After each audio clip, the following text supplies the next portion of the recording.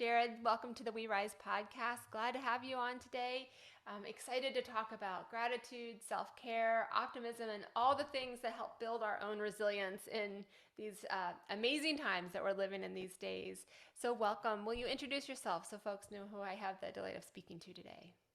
Absolutely. Thank you for the opportunity to be able to chat with you and your audience. My name is Jerrod Brown. I am a professor, trainer, consultant, and researcher, and I do a lot of work in the area of resilience and trauma-informed care. And just during this era of COVID-19, I'm really trying to get the word out about a lot of the things I've been learning just professionally and being able to share with families, caregivers, professional organizations, because I think what we talk about today is very applicable to any human being, regardless of what field of study you're in. And really find it to be a fascinating topic because there's so many people right now in this era of COVID-19 that are really dealing with some level of trauma, Mm-hmm. worry, hardship, uncertainty. So providing people with the necessary kind of education, tools, resources through a gratitude and resilience lens, I think can lead to some really positive outcomes.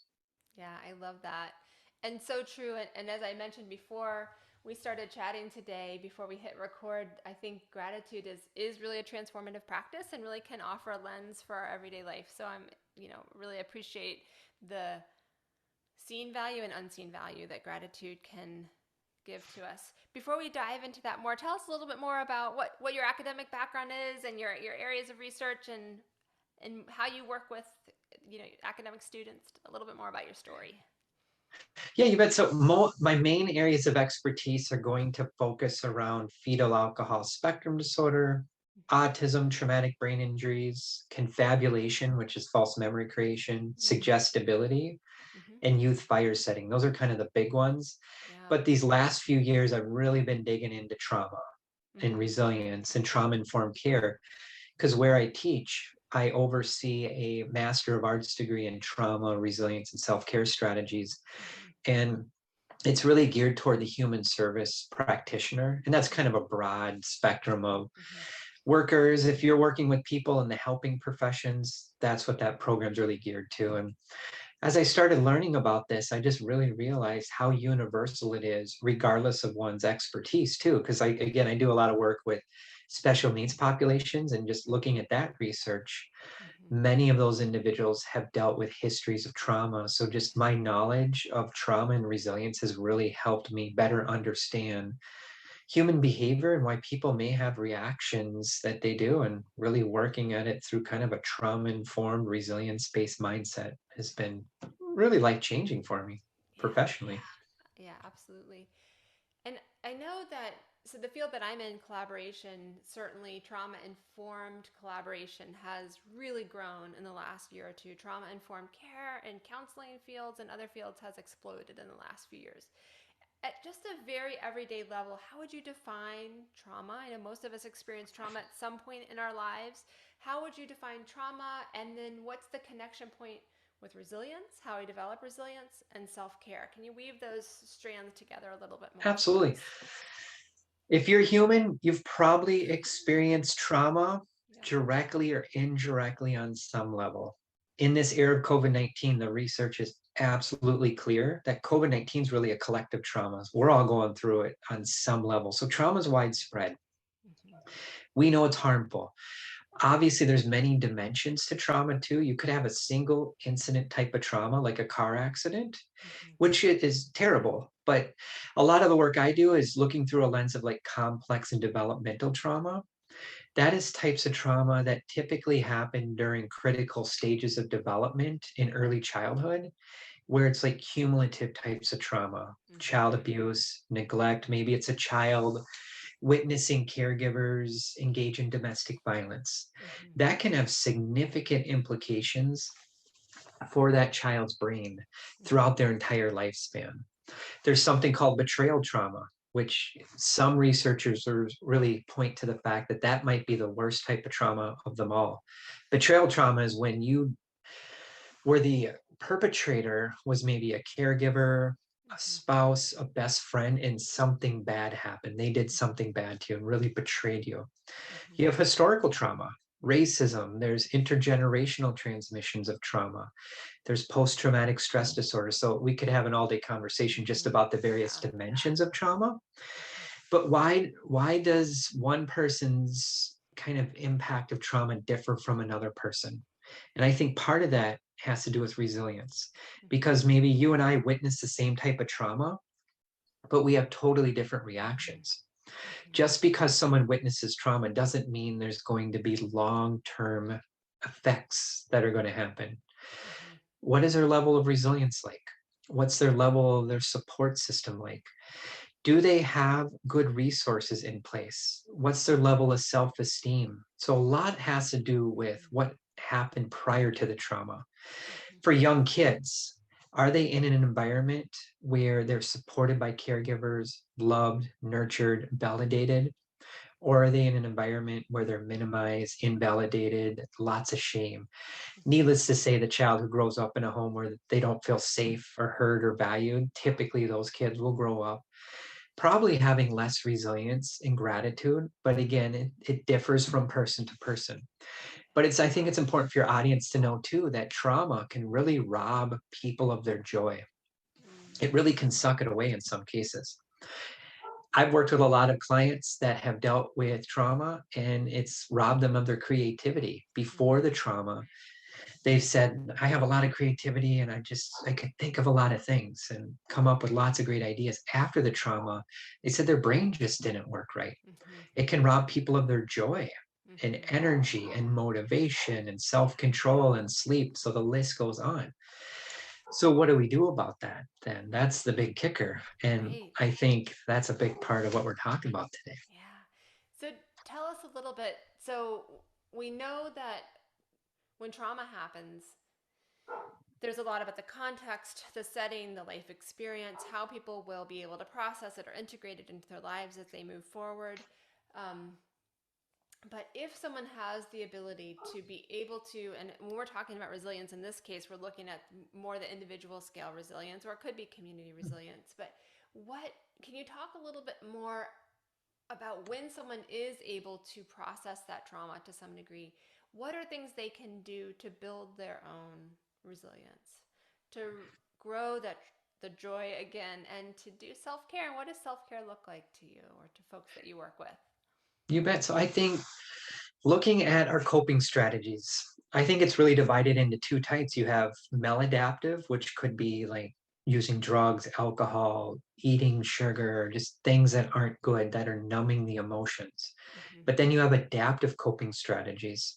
Could be promoting emotional intelligence or social intelligence, learning good self-control or self-regulation. That's a huge thing. Mm-hmm. Getting good sleep. Most people who have been impacted by trauma, particularly like complex and developmental trauma, more times than not are dealing with sleep issues. And I think just based on the research, sleep might be number one to health. And Mm-hmm. you look at some of the literature on resilience, a lot of that research points to the fact get good sleep. That is one of the foundational things you can do to build resilience. Learning how to lean into the emotion. Emotions can be scary for a lot of people, and I think a lot of people like to stuff their emotions and run away from them and minimize them. I do a lot of work in the area of alexithymia. Alexithymia is very common after trauma. It's an emotional awareness deficit. Mm-hmm. Or I'll give you an example. If someone had true alexithymia after a trauma exposure, you can visually see on their face they're not doing well. They're sad, they're angry, they're depressed. If you're the professional and ask the client, how you doing today? The client a lot of times is going to say, I'm doing fine, but it comes out sideways as body-based complaints. So the person might have a tendency to Mm-hmm. say, I'm feeling good today emotionally, but physically I'm just tired. My stomach hurts, my back hurts, my head hurts. They have a hard time connecting to emotions and processing emotions. So one of the best things you can do, I think, to build resilience too, learn about emotions. Be curious. Why are you feeling angry right now? Why am I irritable? Learn to lean into that emotion. Learn to walk alongside that emotion. Stay really curious about it as well. Mm-hmm. Obviously, exercise is very important. What we put into our bodies is very important, nutrition wise. There's a huge connection between what happens in our digestive system and our brain health. So being aware of the gut brain health connection. Mm-hmm. Looking at the literature on humor. There's so much literature on like learning how to use humor appropriately. That can be a very good adaptive strategy. Mm-hmm. Taking breaks. I've worked with plenty of people that have a very difficult time saying no, and Mm-hmm. they take on just so much. Mm-hmm. They burn out. They're up half the night. For me personally, I found disconnecting from the screen about 7 o'clock at night, especially when the sun goes down, and just getting off the screen, any type of gadgets, technology, that's been life changing for me personally. Mm-hmm. Just staying hydrated with water throughout the day. That that is very, very good. Give a little nod to drinking water as you say that. Yeah. Mm-hmm. All right. I'll join you. I'm modeling the Cheers, behavior. that's right. Mm-hmm. And Drinking with water is that for modeling purposes behavior, only for being around healing. good people, Mm-hmm. what's your support system like? Are you in an environment with people who understand you, who are going to be motivating and encouraging and validating and empathetic, but at the same time, kind of maybe point things out and nudge you along and really promote grit and resilience Mm-hmm. and optimism and gratitude? Again, these lots of things. I can give a number of tips for self-care strategies too today, if that would be helpful. Yeah, I love that. Well, I think hearing some of them would be great. And we'll also include, if you have resources you'd like to include in the show notes, we can certainly do that as well for the episode webpage. I want to go back, Jerrod, to something you said a little bit earlier that I've been talking with people about in different conversations recently about leaning into different emotions and being curious. What does that curiosity look like for people? And when it's hard for people to lean into different emotions or to get Yeah. curious about them, what do those steps look like in your experience?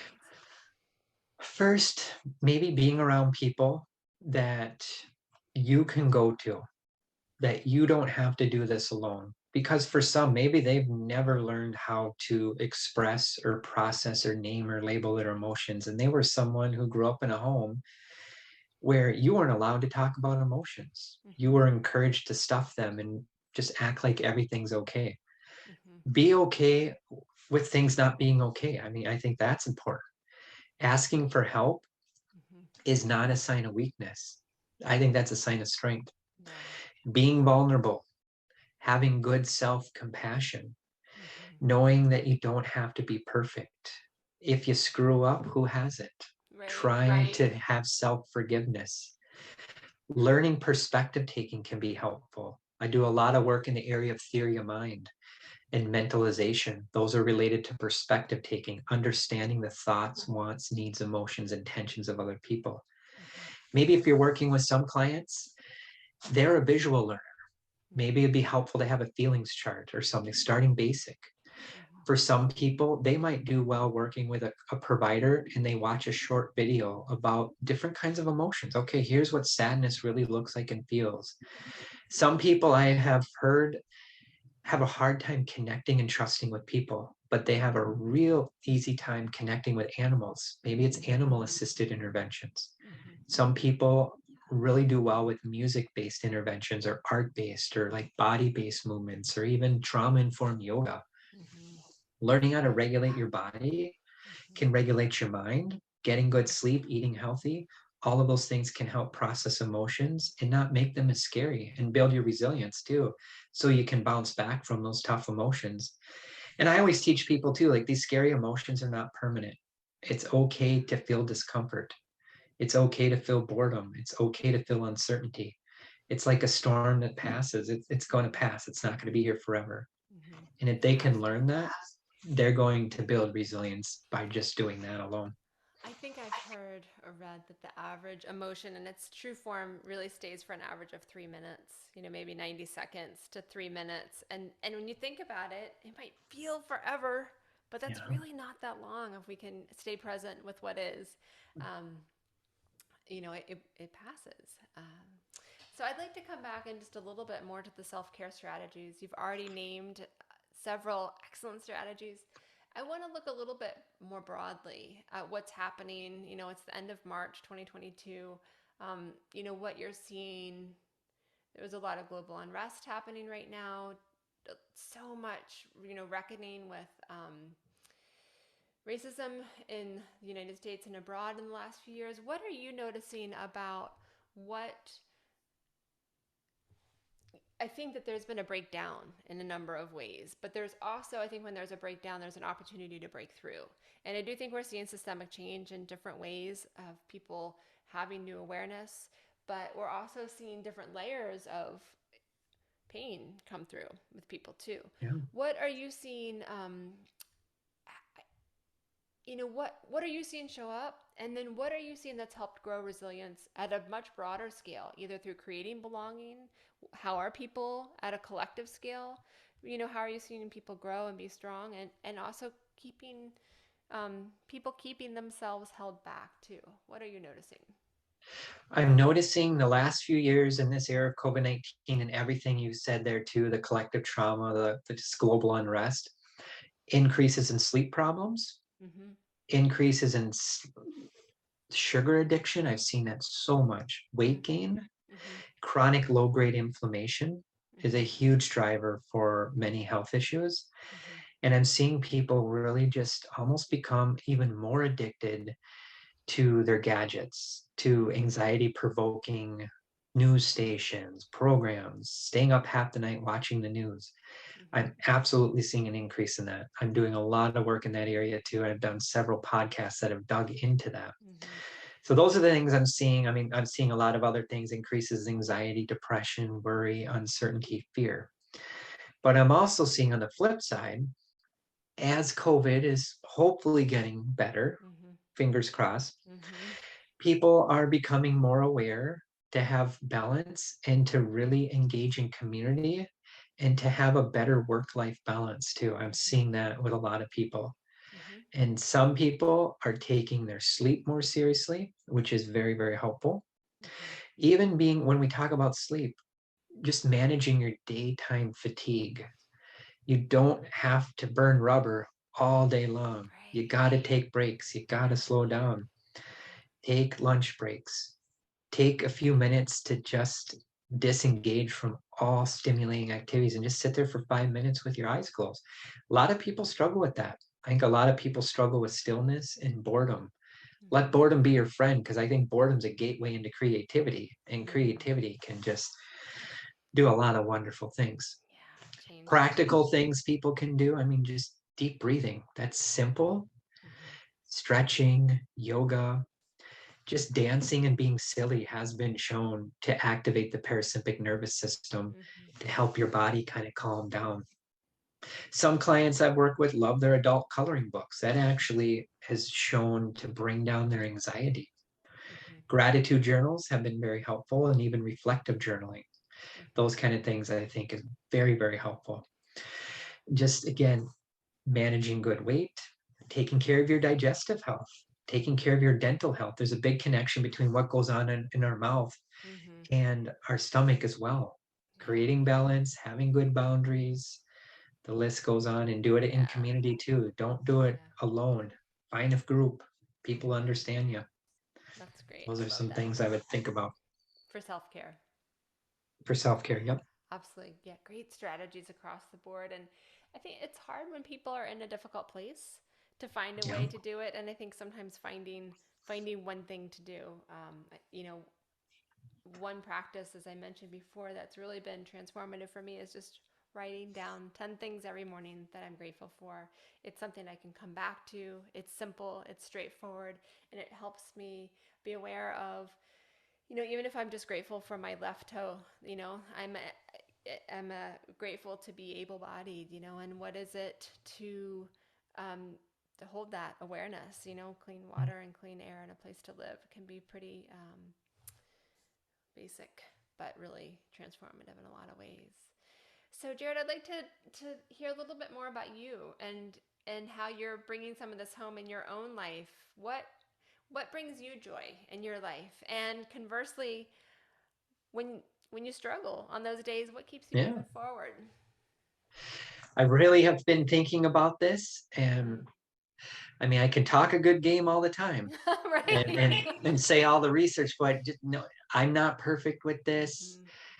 My wife and I just started a technology detox where we hold each other accountable and we are staying off the screen at 7 o'clock at night and beyond Awesome. on the weekends as Mm-hmm. well. That's been very helpful. Mm-hmm. I have found for me personally to try as much as possible to have flexible and adaptable thinking, which Mm-hmm. really falls on the umbrella of executive function and cognitive flexibility. So think of it like you're driving down the road and you're in an automatic car and you got a stick shift. Do you keep it in first gear when you're going 70 miles an hour? Probably not. It'll blow the engine. Knowing that change is going to happen Mm-hmm. and just embrace it. It Yeah. is what it is. Yeah. I'm really trying to think like hopeful thinking, just Mm-hmm. kind of in line with what you're saying, really trying to stay hopeful and positive. But also, I have my tough days. We all do, and just being vulnerable and naming it. Mm-hmm. I have found after work to do at least 30 to 45 minutes of exercise every day, but different types. It could be running, it could be walking, it could be a HIIT workout, it could be yoga. That seems to reshift and recalibrate the night. And that seems to help me sleep a little bit deeper. Mm-hmm. I maintain a consistent sleep schedule Monday through Sunday. I really try hard with that because I think a Mm-hmm. lot of people on the weekends stay up later and then they start the day out on Monday again. That throws off their circadian rhythms and it really Mm-hmm. can throw havoc into their Monday morning and stuff. Mm-hmm. Mm-hmm. For me, I've also found just having a mindset of wanting to learn and Mm-hmm. be Yeah. curious. And then I really try to learn and grow and take new trainings and consult with people and try to stay encouraging and get the word out and practice. I've been really practicing self-compassion. That's been a struggle for me. Who doesn't want to always do a good job at everything Mm-hmm. they do and Mm-hmm. just be okay? It's Mm-hmm. we don't have to be perfect. So really Yeah. practicing self-kindness and self-compassion. I So love those are a that. few things I've tried. Yeah, that's great. Great things across the board. And the first name is escaping me. Kristen Neff. Are you familiar with her Yep, self you compassion bet. work? Yeah. So Lots of great videos and workbooks. She's got some great TED Talks and stuff. such great work. Yeah. Brene Brown's work on vulnerability and shame and empathy. And I mean, you can go to YouTube. Those two are the gurus. So definitely Yeah. look at their work. Absolutely life transformative right there. You know, So, Jared, what makes you excited about what's happening in your community? And that could be the academic community that you work with or clients that you work with. What are you noticing that is giving you a sense of hopefulness and making you excited? I see more and more people wanting to learn and wanting to grow and sign up for advanced degrees and want to better themselves, but also if they're bettering themselves, they're bettering their families and bettering their Mm-hmm. community. I'm seeing people put more of an emphasis on self-care and wellness, but also on family as well. And I Mm-hmm. think just promoting family resilience too is a huge component. I'm a huge fan of like family systems work because what happens to the individual is going to happen to their caregivers and vice versa or their community. So I'm really thankful about just learning about some of the family resilience factors too. And if you want, I can share some of those with your audience if that's Yeah, helpful. I Or think that would be interesting when you talk about family systems. What does that look like at the family yeah, scale and then over time as well? yeah. If you are working with kids, adults, if you're a marriage and family therapist or parenting consultant coach or whatever, really promoting family resilience factors is so important. So anything you can do within that family system to promote positive communication, being really proactive in dealing with problems, just simply having dinner together and Mm-hmm. encouraging disconnection from social media or any gadgets and just sitting around the dinner table. There's actually plenty of literature to support the fact that families who sit down every night and have meals together and talk and just learn about each other and process the day, better outcomes can happen.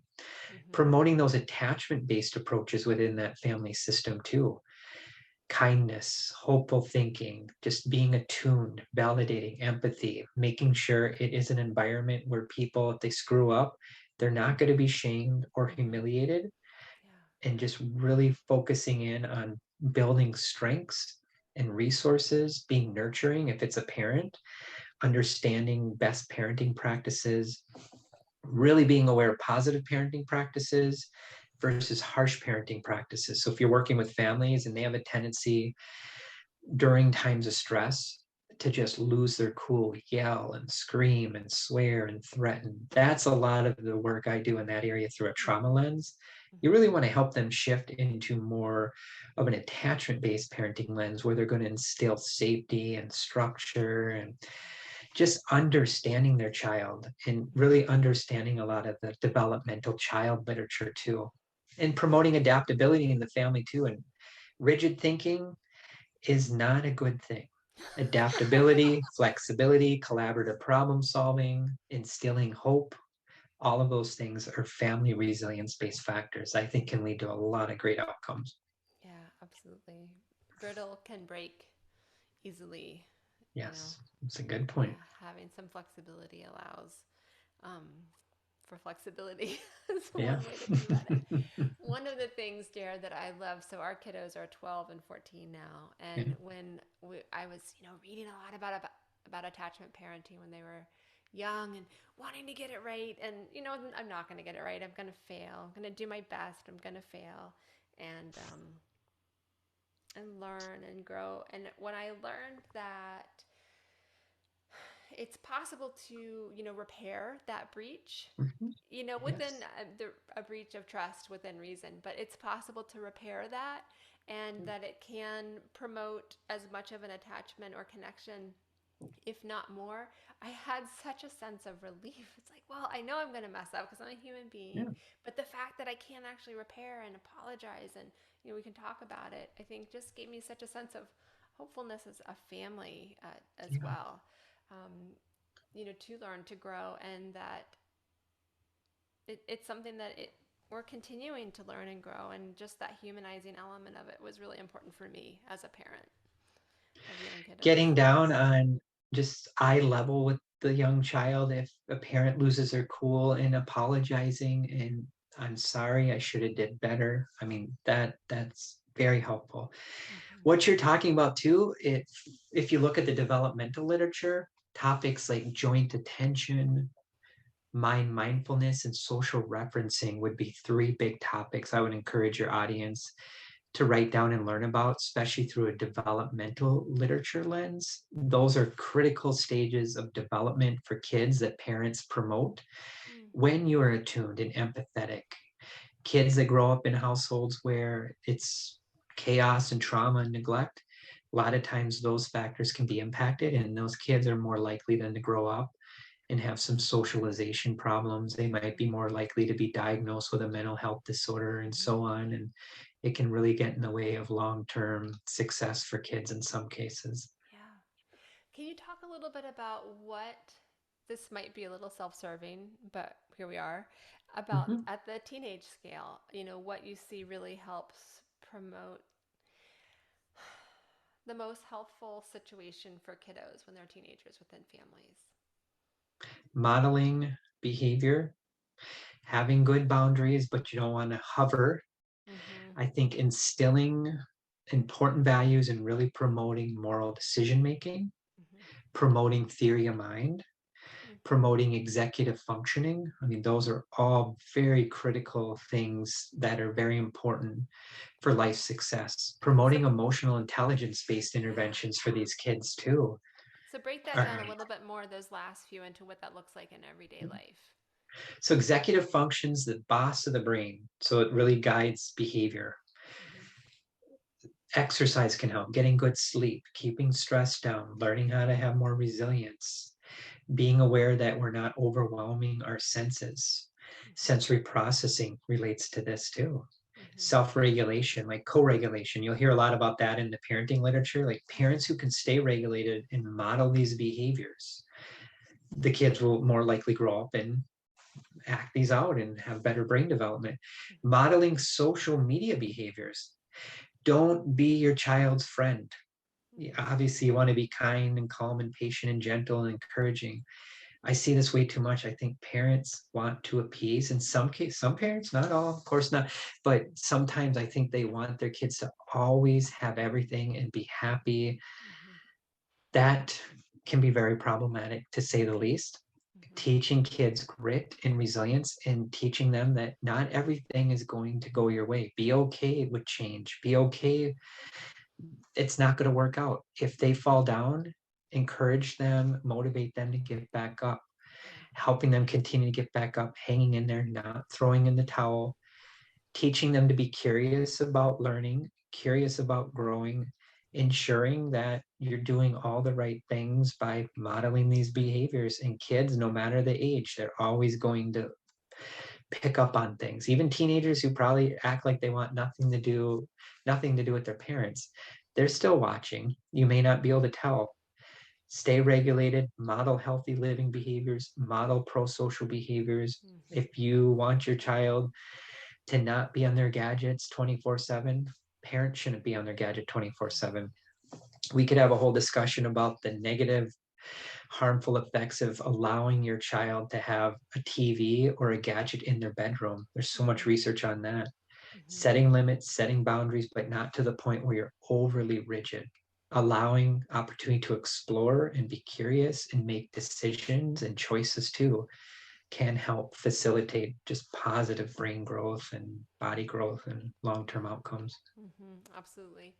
And I think especially what you said about the ability to fall or to fail, but to do so in a way that you're supported. But it's something. Yep. It's a much easier lesson to learn within a supported ecosystem, Yes. family ecosystem, than to do that alone. And Yep. that's something that when we take that opportunity away, it's not doing a service to our kiddos or families. Absolutely. So I'd like to draw a little bit. You've talked a lot about things people can do, really important strategies. What key lessons learned would you share, Jerrod, with others who are working to build their gratitude practice, their self care strategies, and build their own resilience? I think understanding the building blocks of coping is a good start. So the building blocks of coping is like you're building a house. You got to have a good, solid foundation. Mm-hmm. Learning how to label, name, and understand emotions. Learning about the importance of regulating emotions too. Some of you are probably familiar with like the marshmallow test. If you're not, go online, you can Google that. It's really teaching people how to have delayed gratification. Mm-hmm. Learning how to be more connected to your mind and body and noticing different senses in your body. I'm Mm-hmm. feeling warm right now. I'm feeling Mm-hmm. cold. I'm just feeling uneasy. I don't know what that's about. Again, stay curious about that emotion and don't stuff it by just jumping on watching a TV show or something and the emotion goes away. Stay curious about that. Having good, flexible thinking, but also just being adaptable, I think is very helpful. Mm-hmm. Getting good sleep. That is so important for brain development. Yeah. Looking at the benefits of exercise too, reduces stress and anxiety. It's been shown to even help promote executive function and emotional intelligence. Mm-hmm. Exercise and sleep in and of itself can lower inflammation. We Mm-hmm. know chronic low grade inflammation is a driver of many types of diseases.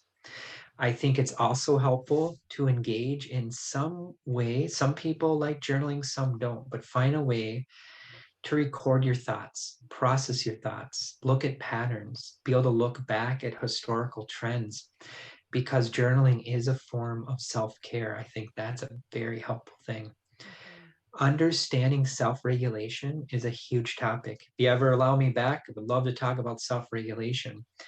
That is one of the number one things to keep people out of jail, out of the hospital, making bad decisions, living a healthy life. There's cognitive dimensions of self regulation. So think of the brain Mm-hmm. that can help with goal setting. So if you're working with a client who has a hard time accomplishing goals, could there be some self regulation issues? Mm-hmm. There's emotional self regulation. So when you get really mad at your boss or coworker, are you able to put the brakes on and pause and reflect and realize you shouldn't say the first thing that comes to your mind? So, and then there's behavioral self-regulation. If you're a school teacher or something working with kids, are you working with kids that have a real hard time sitting still or rule following problems and they're just very distracted and they look like they have ADHD or maybe they do? Those are behavioral components of self-regulation. Mm-hmm. And I would also leave it at this is really promoting cognitive growth, brain, and Mm-hmm. affective growth, emotions. So anything we can do to enhance our insight, Mm-hmm. our decision making abilities, our problem solving abilities, staying persistent, knowing that immediate gratification may not be the way to go. Maybe you have a Mm-hmm. goal. You might not see immediate result. It could be weeks, months, or years. Anything you can do to promote adaptive coping, some of those things we spoke about before, Mm-hmm. if you can instill a really positive view of yourself in the Mm-hmm. world, and knowing that, times are tough right now, but there's also plenty of things to be thankful for. Those would just be a few things Yes. I would consider. Yeah, that's great. I love that. I love that.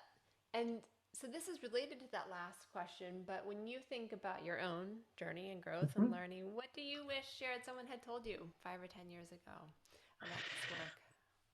Honestly, learning as much as possible about sleep Mm-hmm. and nutrition and the gut.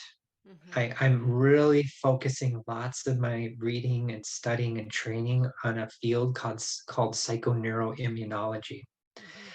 It's a fancy word that brings together like psychology, mental health, Yeah.